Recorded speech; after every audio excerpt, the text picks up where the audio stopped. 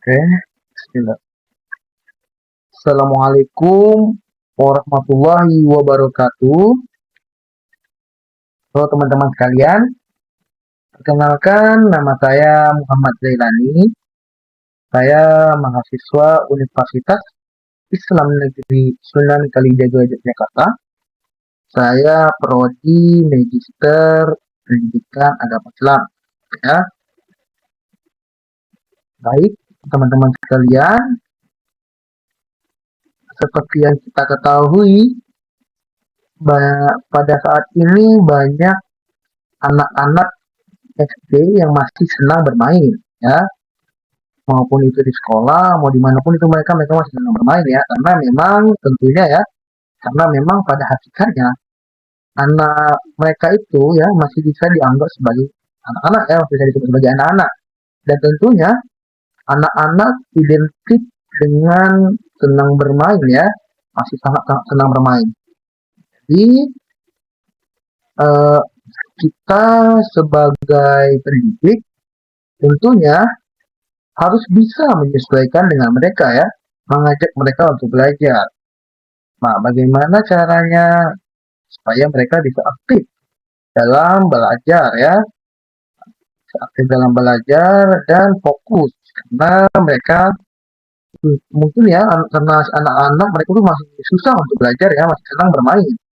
Jadi kita sebagai guru harus menyesuaikan, harus memberikan model pembelajaran yang tepat agar mereka bisa senang dalam belajar, ya, menarik fokus aktif dalam belajar. Makanya ya teman-teman, ya, jadi seperti itu. Kita sebagai guru harus bisa, teman-teman, sebagai pendidik, ya, tentunya lebih tepatnya sebagai pendidik harus bisa. Nah, jadi jadi se sebagaimana yang saya lihat, PPT interaktif sangat berguna, ya, sangat efektif, ya, sangat berguna dan efektif dalam media sebagai model pembelajaran. Tentunya dengan menggunakan model pembelajaran PPT interaktif, ya, dengan menggunakan media pembelajaran PPT interaktif dapat mengajak membuat anak-anak lebih senang, ya, lebih tenang dalam belajar, lebih fokus, gitu, ya, lebih aktif, lebih berminat dalam belajar anak-anak, ya, apalagi anak-anak SD, ya, pada umumnya, ya, yang mereka pada senang bermain, ya, jadi gitu. Nah, apa itu sih PPT interaktif? Nah, PPT interaktif itu berbeda, teman-teman, ya, berbeda dengan PPT pada umumnya. Nah, PPT interaktif itu tentu PPT yang merupakan terdapat banyak pilihan, ya, di dalamnya. Uh, Apabila kita memilih poin A, maka akan keluar pengertian yang berbeda.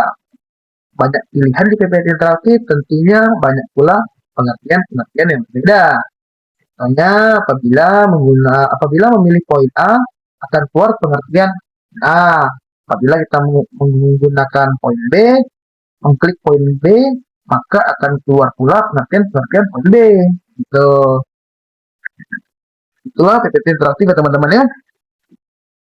Good. PPT yang saya buat, ya, saya akan menampilkan, saya akan menunjukkan tentang PPT yang saya buat, ya, PPT interaktif yang saya buat. Nah, teman-teman, seperti yang teman-teman lihat, ini PPT interaktif yang saya buat, ya. Cukup sederhana, teman-teman, ya, cukup sederhana. Ya, teman-teman, ya. Nah, saya maksud tadi begini, apabila teman-teman klik mulai, ya, dia akan berpindah ke slide selanjutnya, ya. Nah, di sini ada membaca dan menonton, ya. Pertama, kita akan membaca. Nah, teman-teman, di membaca ini, ya, terdapat dua pilihan yang berbeda. Dua pilihan yang berbeda. Yang satu poin A, teman-teman, yang satu poin B. Berbeda, ya. Seperti yang saya bilang, apabila teman-teman mengklik poin yang berbeda, tentunya akan keluar pengertian yang berbeda pula. Contohnya, tapi teman-teman, oh ya, maaf teman-teman, tapi Apabila teman-teman klik yang lain ya di sini ya, itu tidak bisa teman-teman ya. Di sini teman-teman klik yang lain ya, nggak bisa. Contohnya teman-teman klik untanya, nggak bisa teman-teman. Teman-teman hanya bisa memilih antara poin A atau poin B. Atau klik home ini ya teman-teman ya, kembali ke sebelumnya, slide sebelumnya. Ini contohnya membaca. Ya, kita pilih misalnya poin A. Nah, poin A akan keluar seperti ini. Nah, ya di sini bisa ya teman-teman. Home kembali ke slide yang tadi. Ini kembali ke slide sebelumnya. Dan ini ke slide selanjutnya. Nah, ini teman-teman bisa klik home ya. Nah, apabila teman-teman klik home, kembali teman-teman, kembali ke menu. Nah, contohnya apabila teman-teman memiliki poin B, maka beralih pula ke slide yang berbeda pula, pengertian yang berbeda. Naik poin B. Nah, begini teman-teman.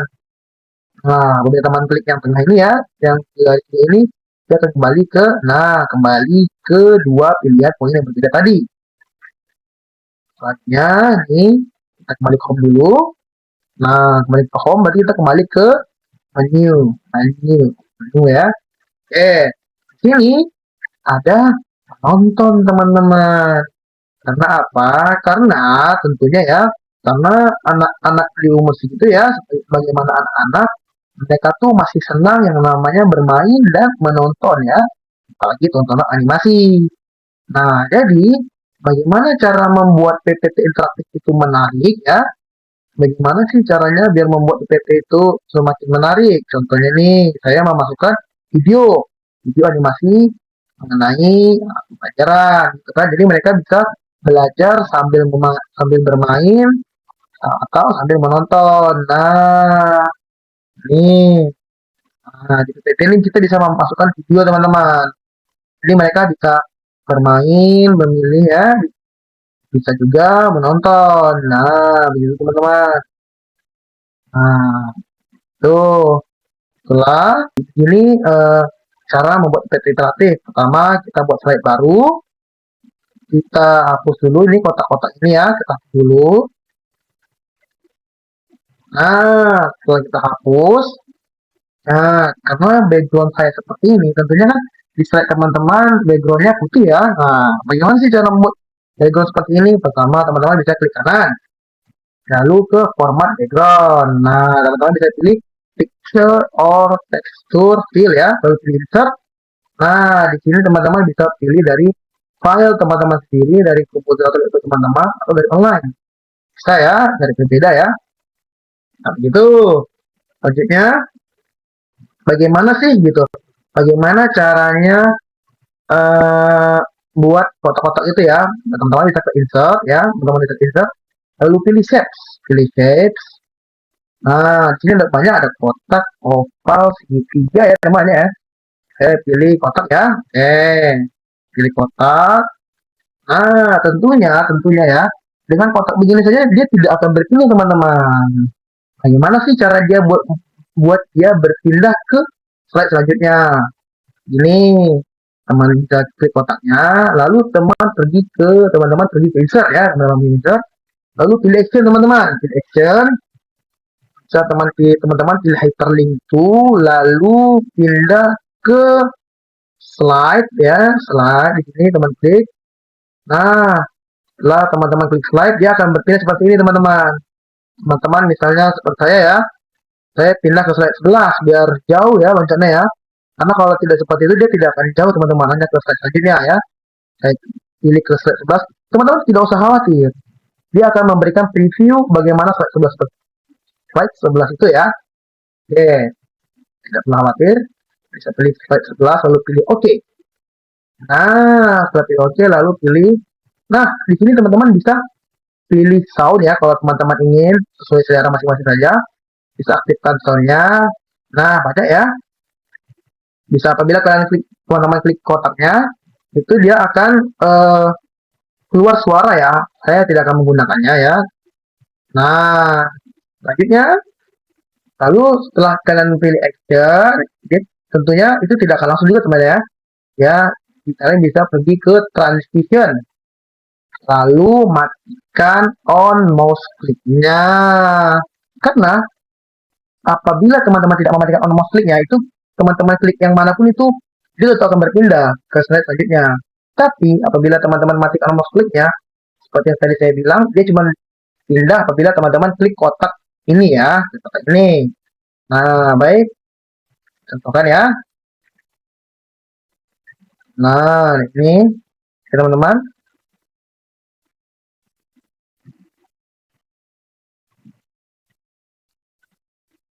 Nah, teman-teman, nah nih.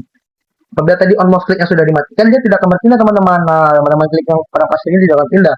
Tapi apabila teman-teman pilih kotak ini, nah dia akan berpindah apabila cuma diklik kotak ini doang. Nah, pindah kan? Nah, bisa klik home juga teman-teman. Nah, begitu teman-teman. Nah, begitulah teman-teman. Eh, cara menggunakan dan cara membuat PPT interaktif ya teman-teman ya. Tentunya saya harap hal ini dapat membantu teman-teman sekalian dalam membuat PPT interaktif sehingga dapat membantu teman-teman dalam mengajar peserta didik ya, memberikan ajaran kepada peserta didik. Ini mungkin dapat membantu teman-teman sekalian. Saya harap ya seperti itu ya. Jadi jangan tetap semangat teman-teman, jangan menyerah ya pesan saya. Dan saya minta maaf apabila banyak kesalahan ya, saya mohon maaf. Sekian dari saya. Oke, saya harap teman-teman bisa paham ya dan menggunakan hal ini ya sebagai bahan ajar ya tentunya ya. Oke, baik. Terima kasih. Saya minta maaf apabila banyak salah. Saya Muhammad Zelani, guys. Sekian, saya pamit undur diri. Wabillahi taufiq wal hidayah. Wassalamualaikum warahmatullahi wabarakatuh. Bye teman-teman.